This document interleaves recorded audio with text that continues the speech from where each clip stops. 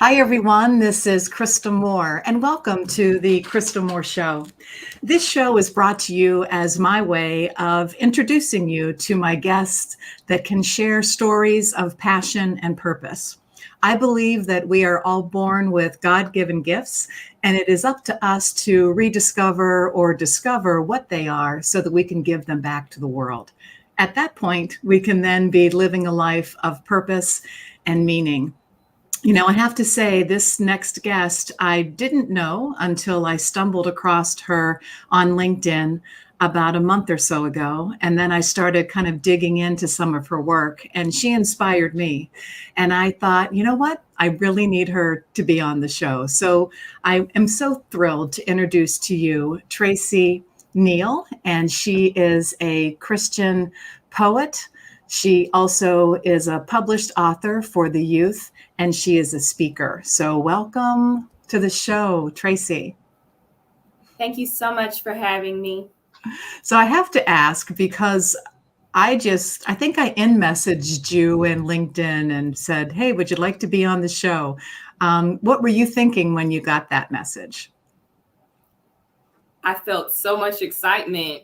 It's always an honor to be on a show and share my story. I love inspiring people. What I'd like to do is really talk through how you went from failure to fortunate. So when I say that term, what comes to mind for you? That definitely comes to mind when I spent 10 years trying to be a certified elementary school teacher. I have loved youth since I was 12 years old. And so I knew at that age that I would be doing it for the rest of my life. So I was dedicated to trying to become a teacher, but it never really was my dream. I did it because I have a father, I'm a daddy's girl, and I wanted to please him. I wanted to make him proud. So I would stick it out and continue to take an exam. I'm from South Carolina, and you have to take an exam to pass and be certified. But I could never pass that exam. It spent 10 years and took it 10 times and failed 10 times. But at the age of 30, I'm 32 now, I decided I'm going to go after my dream. And it has been an uphill success ever since. And what I heard from that story is that you were trying to be who someone else wanted you to be, right? Yes. And I think they were saying, hey, you can't make money at writing and doing poetry. So you aspired to be a teacher. And there's nothing wrong with that. The experience that you gained in those 10 years working as an aide. And I know that you went to China and you taught youth English, the language, and that was a big adventure for you. So all of these life experiences kind of helped build who you are today. And it just wasn't the right path, right? And then it took failure in order to realize that, hey, I'm going to use my gifts professionally. Yes, and to piggyback off of what you're saying, I actually feel that it built my character. At the time I started writing at 5, I knew that I wanted to be a writer. But as I got older and fell deeper in love with writing, my character wasn't in the right place. I would have made it about me. And I don't think I would have been as effective as I am now. So I think during that time, it was very humbling for me, and it taught me to appreciate and value others more than just how I feel. That as a whole, I can make a difference with my Yes, work. and so many people, get that feeling like I'm not successful in a particular area of my career, and I need to change, and I want to follow my dreams, but they don't have the confidence to do that. They might realize that I'm not in the right place, things aren't going the way that I want them to be. There's more for me, and they struggle with actually taking action on that. And it's often related to just not having the character or the confidence. What do you think helped you along the way to kind of build that confidence to go out on your own? I think it had a lot to do with my faith in God, and just knowing that stepping out on faith, that's the hardest step. But as you continue and you just trust the process, that's why I love to tell people just trust the process.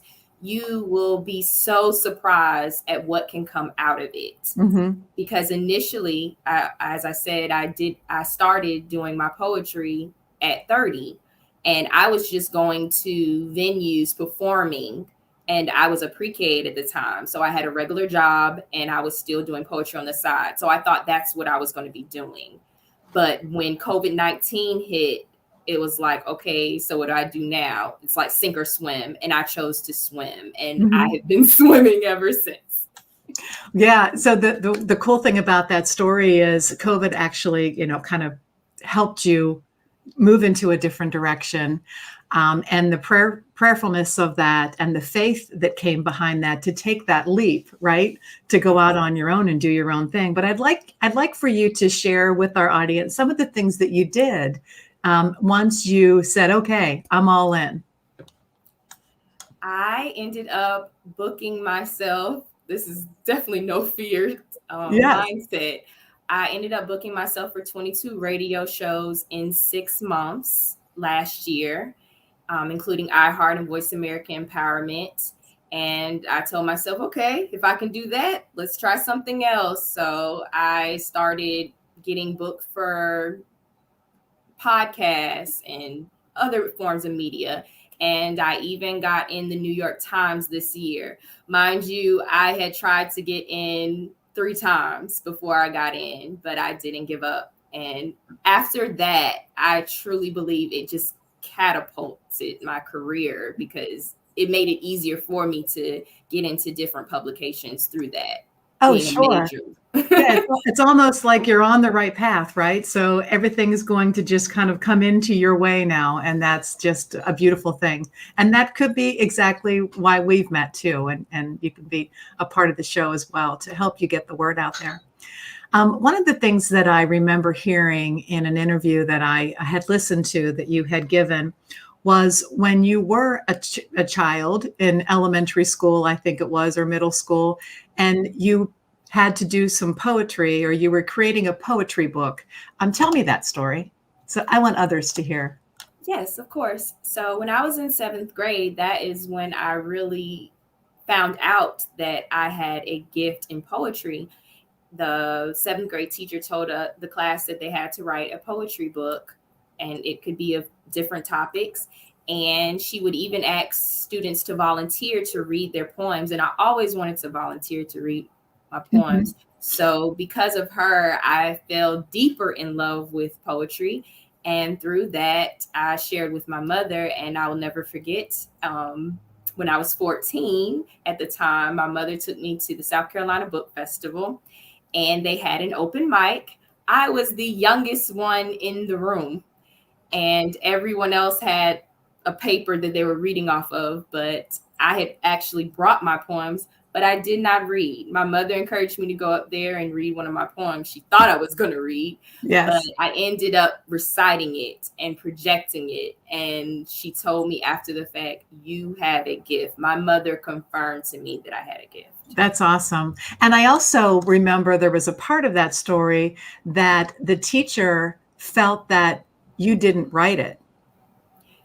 Yes, I shared a poem about the enslavement of African Americans. And after I read it, she said, you couldn't have written that. There's no way you wrote that. But I thank her because I use this fuel that anytime someone tells me I can't do something, I can prove you wrong. Yeah, I love that. And there's so many of us that have gone through life where we've had that negative voice in our head. You can't do that, or you're not good enough, or you're not worthy. And that brings us down and doesn't give us the fuel. Fortunately, your mother was able to confirm and encourage you about moving forward with your gift. So I know that you wrote a book that you put a lot of the poems that you wrote when you were younger. And today you're focused on the youth because that's where your heart is. And a lot of your life experiences have led you to that. I'm going to go ahead and share the book here. This is Begin Within and Win, which I love that title, Traci. And I'm going to ask you, if you would, for our audience, share with us maybe one of your favorite poems that is in that book. One of my favorite poems is, I call it my theme anthem. It's Hiding Behind the Corner. I feel like it really reflects what I've been through. I in middle school with the poetry, I was always good at writing, but in middle school I was bullied. So poetry was my outlet for bullying and low self-esteem that I was feeling. So with poetry, I found my voice to be seen, be known, and be heard. So this poem right here is called Hiding Behind the Corner. I used to be the girl hiding behind the corner. I felt like a loner. Yet even when I cried, I thought I had died to a world I had to face, but still the people lied. I must admit, I couldn't take it. I truly believed I wouldn't make it. Then one day, something inside this vessel said, don't fake it, but break it. So I broke the walls that were tearing me apart and ripping out my heart until the fall I was about to hit came into a line for start. I just kept running since I couldn't stop. I ran like a criminal trying to get away from the cops. I got rid of the haters, the perpetrators, the two-facers, and the instigators. I changed my way of thinking and didn't mind blinking. If times were too hard, I wouldn't stack it up with those deck of cards. I gained respect and advanced my intellect to a place I didn't expect. Now I can walk up to a person untimid and shy. I'm a newfound eagle and I'm ready to fly. I have to speak before my spirit leaks with anticipation, determination, imagination, and an accepted application. No, I'm not always accepted by those around me, but my soul has light that a blind person can see. I have a voice that needs to be spread in order to have true peace in my head. My spirit creates a difference in the essence of the confident presence I showed when I decided not to be led. Wow. I'm like, I love that. When did you write that? I wrote that in middle school. Isn't that amazing? What are some poems that you enjoy writing today? And like, you know, I guess later in life and reflecting on? I really like to do poems about life issues that I feel like a good bit of people are facing, because it's all about encouragement. Like, I want my poems to be relatable, that people can see themselves in there, a piece of it, of themselves in it. So that's what I like to write. Are you writing them for youth or for anyone that can connect to the words? Honestly, it can be for adults. I think the adults can relate to this, but these are poems that I wrote in middle school and high school, and that's why I said the youth. It's targeted to the youth, but adults are inspired too. Well, I want to share the covers of your two newly released books, and tell us a little bit about your plans for your series of books that are coming out targeted to youth. These books are very special to me because I am utilizing them to share the lessons I learned through the 10 years trying to become a certified teacher. And the target readers are 3rd through 5th grade. I wanted the older children to not feel alone. So I really am, I'm trying not to get emotional. This year, I decided in July to start giving my book sales to nonprofits in need throughout South Carolina. And I actually started a book tour in July. And there's a correction. I started the book sales in June, going towards a nonprofit. But I decided I wanted to not only read my series, but encourage the youth this summer. So I was able to read these 2 books that you see to 9 facilities for the Boys and Girls Club of the Midlands. I got to share with them my dream, how I fulfilled it, and encouraging them to fulfill theirs. And they ended up sharing with me their dreams. And it was just amazing to see the look on their face when I told them I believe in their dreams. I love that story. Thank you. And I hadn't heard that that's what you were doing on your book tour. And you have plans to complete a series. I think it's a total of 10 books. And it seems like you've learned lessons along the way, and you want to be able to communicate those to the youth through these books and also through your poetry. Exactly. It's a beautiful story. I want to hear another poem. Do you have something else you can share with us? Yes. This poem is called Life's Destination. And I actually did 2 rounds for Poetry Slam virtually in Toronto, Canada. A little story behind that was that was my second time doing that slam. The first time I bombed it. And I will tell people in the other countries, they take poetry very seriously. No offense, but they take it very seriously. So I was not expecting the poetry I was hearing. So I didn't even make it past the first round. But this time in March of this year, I did it again and I was able to make it to the second round. But the first poem that I did, this poem, Life's Destinations, I got the highest score for this poem. So. Great. Thank you. I'm ready. I am an inspiration to the separation of this nation. My motivation is for all participation in society's transformation. What you see before you is determination. My imagination is beyond your expectation. I keep my dedication and fascination toward freedom until I reach life's destination. I knew guys who seemed so good in giving. We weren't meant to melt into our memories for the magic of love making. I didn't believe we should be. My empty, horrific hurt and perilous pain caused relationships of rain. I realized before I could rise, I just needed to be free. I had fake fairy tale fable friends. I let them go. Even though at terrible taunting times, I felt faithless and fearful from being battered so low. My temperate tears allowed the aroma of ambition time to grow. People ask me where I've been. I released rejection to redeem myself from love's luring den. I had to relentlessly be removed from the table of temptation and the sickness of sin. I changed the chapters in my history by healing from all hateful looks. I looked unto happiness like I was part of a holy book. I made up my mind for me to marvel at what I wanted to find. I figured out I was living lost and longing for breath being blind. You may wonder why I smoothly smile. I desperately decided to pile my purging problems into transgressed trash. I threw it all away to leave my liberating sight for miles.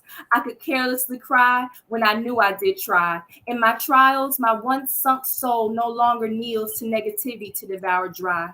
Deep down inside, I confronted and conquered my prison of pride. I stopped steadily trying to hide. I have wholesome love to abide. Now I can forever face any kind of resurrecting race. I'm sincerely saved by grace. My misguided mistakes are finally forgotten without a trace. What do you see when you look at me? I mold the mighty movement and magnificent moments. I am mended in the mountains and the settled sea. I paint the picture of precious prosperity into a milestone of moral decree. I capture courage into a confined cage for it to graciously grow into a triumphant tree. I sing songs of self-satisfaction and self-esteem. I'm classy and sassy as tea. I repeat rendering words regularly. I want young and old to remember my identity. I talk 10 times louder for loads of my lyrics to linger. In your ear, I may sound like a buzzing bee. What do you see when you look at me? I am a survivor, and I have been set free. Whoa, love that. Thank you so much. I'm so thankful that you were able to share these gifts with our audience today. And your face just lights up. I mean, these are your words, these are your feelings, and the way that you communicate it is just beautiful. Thank you. So I want to thank you. Yeah. So what would you say is next for Traci Neal? I am continuing to write. I love trying to see where I can get featured just to share my story and encourage others. Recently, I did one sharing about my experience in China as a pre-K aide and how it all worked out for me to be where I am now. Mm-hmm. That's wonderful. And you're going to finish your series. Do you have a goal for when you want to get the books done? I am doing it for the next 8 years. So I'm trying to do a book each year because I want to continue the book tour and share the message and encourage you to go after their dreams, because I didn't have that.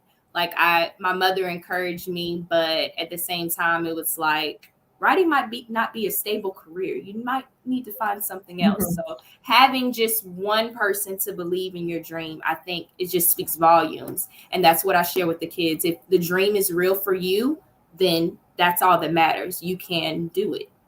Yeah. And they need that encouragement outside of the school, outside of their homes. So I'm glad that they have you to reach out to.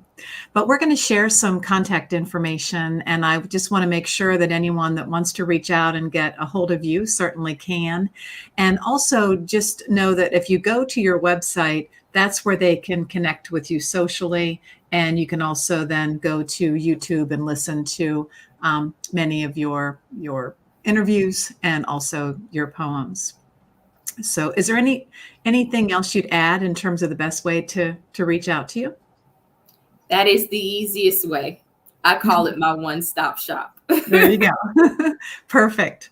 Well, I want to thank you so much for being a guest today. It was wonderful to see you live and to have a chance to hear some of your gifts and your poetry. But I'm hoping that others have been inspired by this story and how you can go from failure to fortunate once you've rediscovered who you're meant to be, which is exactly what you're doing. And thank you for giving your gifts back to the world. Thank Take you care, for having me. Traci. Thank you.